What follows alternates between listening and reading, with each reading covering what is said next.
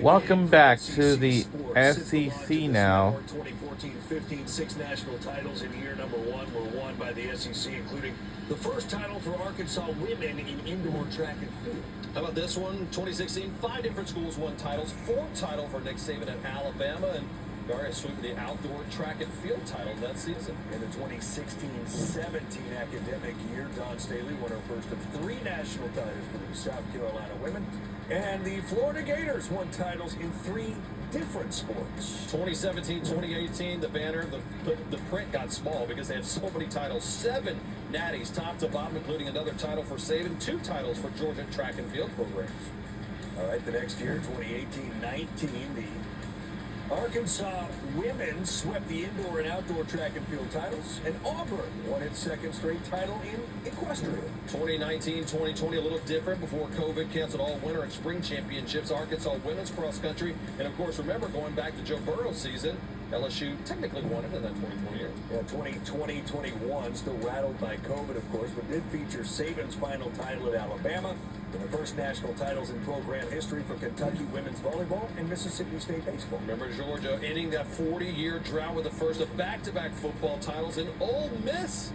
If DeLucia had to be happy about that, taking home that trophy in Omaha for the first time. 22-23, an Arkansas sweep of men's and women's indoor track and field, and the first natty for LSU's women's basketball. Ken Mulkey and company. And how about this last year? 8 national champions, including Arkansas women, sweeping indoor and outdoor track and field. Florida's 3rd straight title in men's outdoor track and field. And, of course, Tony Vitello. And the Vols' first title. Look at all those national championships from the years until present. Championships, the track and field stuff, of course, baseball, championship after championship, as Ryan McGee illustrated nicely. You know, the 3 of us have kind of put our heads together with a lot of our crew here to whittle down a list of hundreds It is of 7:56 p.m. Not just football, all sports. All sports. So here we go. Top 10 memorable moments in the 10 years that this network has been number 10. Let's start with number 10. Play. Arkansas Ole Miss. Hunter Henry stopped, laterals it backwards, not knowing where it goes. It ends up in the hands of, well, the late Alex Collins, who ends up leading the Razorbacks to a first down and an eventual win. What did they 9. 4th and 31, not coming in number 9. Gravedigger. Jalen Milroe, Isaiah Bond. Still, I watched this and I go, how in the world did it happen? I think Auburn people would call it heartbreak. That was a brutal loss for them. Number 8. Number 8. Oh my goodness. Hoover, Alabama. The last game of a 4-game day.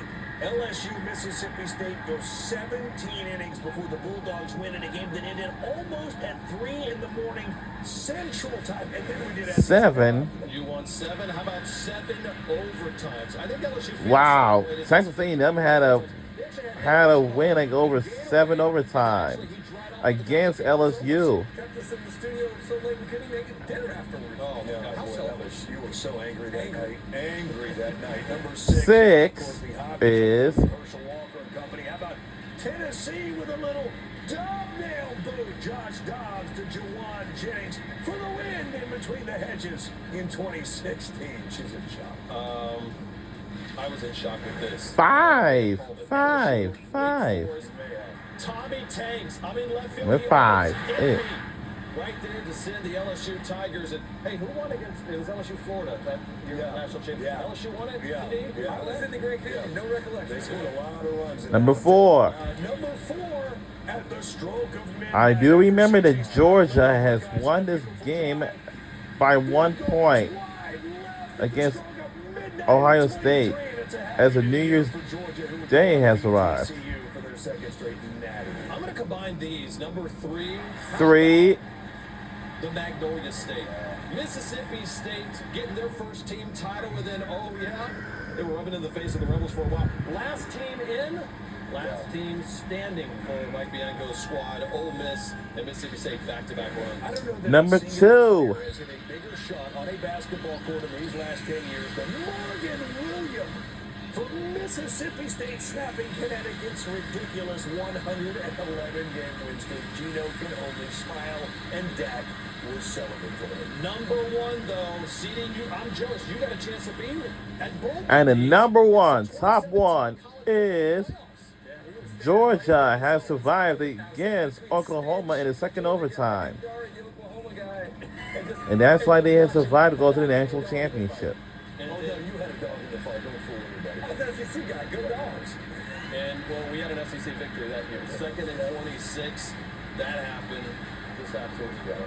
That entire playoff was our number one. We had to combine these. Those are remarkable moments from those years. Every highlight took me back to where I was when that thing moment, occurred. of course, Exactly. Yeah. And so as we look at our own personal ones, like it takes me back to the moment as a fan. You know, we cover these things working, but I had a chance to be in the Garden 2017 Sweet 16.